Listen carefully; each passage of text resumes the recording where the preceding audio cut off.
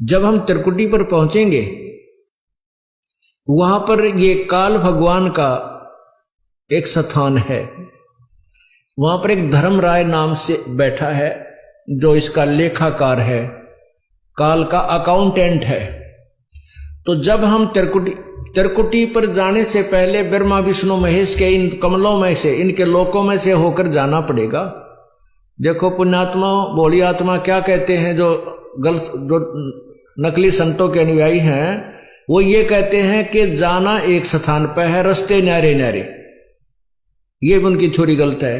रास्ता भी एक है और जाना भी एक स्थान पर है। जैसे हमने ये जीव इस शरीर के अंदर है, इस शरीर के अंदर जो जीव है इसको इन कमलों के अंदर से होकर जाना, गुजर कर जाना पड़ेगा और कोई तरीका नहीं है, कोई रास्ता ही नहीं है।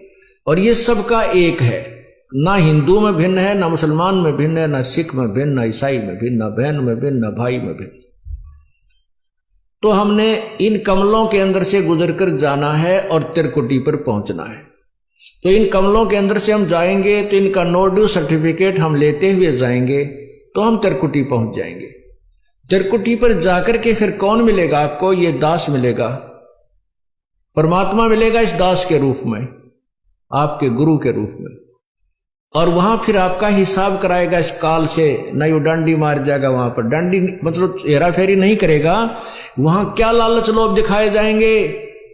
जो आपने कर्जा उतार दिया ब्रह्मा विष्णु महेश का, यह मंत्र जाप करके जो आपको प्रथम मंत्र दिया जाता है, उसके बाद भी आपका ढेर सारा धन बच जाएगा, इतना बहुत गणा धन का मतलब ये कमाई बच जाएगी। वहां आपको लालच दिया जाएगा कि देख आपकी इतनी कमाई है, इतने वर्ष तक ब्रह्मा के लोक में ऐसे ठाठ करेगा, वहां ऐसा महादेव बनेगा, वहां पर इंद्र बन जाएगा, ऐसे ठाठ करेगा। ये फिर वो दूसरा मंत्र आपका है विष्णु जी का जो हम देते हैं, उसके कहते हैं इस मंत्र की इतनी कमाई तेरी और बच रही है, इस विष्णु के लोक में तू ऐसे ठाठ करेगा, वहां बड़ा स्वर्ग बना हुआ है। फिर शिव जी का मंत्र है, दुर्गा का भी मंत्र है, यानी इतनी कमाई आपकी बनी बच रही होगी। और वहां पर फिर आपको ट्रेलर दिखाए जाएंगे, जैसे ग्राहक होते हैं ना फंसाने के लिए नारे नारे अपने दिखाते हैं वो बिजनेसमैन दुकानदार, तो वो ट्रेलर दिखाए जाते हैं। देख उस लोक में कैसे नाच गाने हो रहे हैं, ऐसे ऐसे तेरा दे ऐसा रेस्ट हाउस है, ऐसा कमरा मिलेगा तुझे, वहां पर इतने डांस होंगे, ऐसे होंगे, ये ठाठ हो।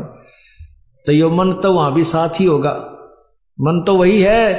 तो वहां ये मन फिर आपके साथ आड़ कर जाएगा, न सोचेगा थोड़े दिन घूमे वहां फिर चल पड़ा, जब यह कमाई है मेरी शेष से, इसने खा पी लो इतने, या वो आगे चलने वाली रखी है जाती वह खर्च हो को नहीं। तो ये भी डंडी मारेगा अपने साथ में, आपके साथ। अगर परमात्मा यानी गुरुदेव रूप में प्रभु नहीं होंगे तो वहां भी आपके साथ गड़बड़ हो जाएगी। तो वो गड़बड़ उनके साथ होती है जो गुरु से थोड़ा बहुत विमुख हो जाते हैं, श्रद्धा पूरी रहती नहीं, और लेकिन गुरुद्रोही ना होते, उनके साथ ये डंडी ये गड़बड़ हो जाती है। फिर उनको दूसरे लोकों में भेज देते हैं, जैसे विष्णु के लोक में चला गया, उसकी कमाई इतने वह शेष बचेगी, वहां ठाठ करेगा, जब खत्म हो जाएगी वहां से उसकी मृत्यु हो जाएगी। फिर ब्रह्मा लोक में जाएगा, फिर विष्णु के लोक में, फिर गणेश जी के लोक में।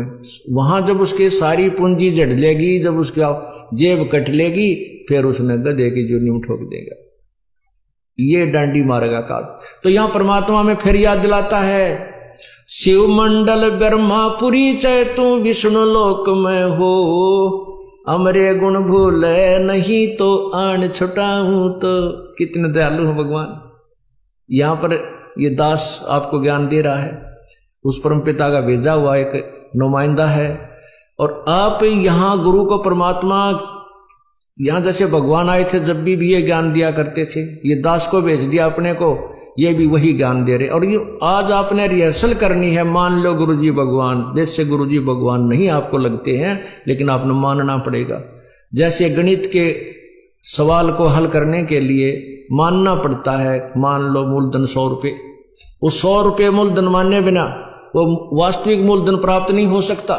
तो गुरुदेव को आपको भगवान स्वरूप मान करके उसके अनुसार उसके साथ अपनी क्रिया करते हुए तो भगवान मानना होता है।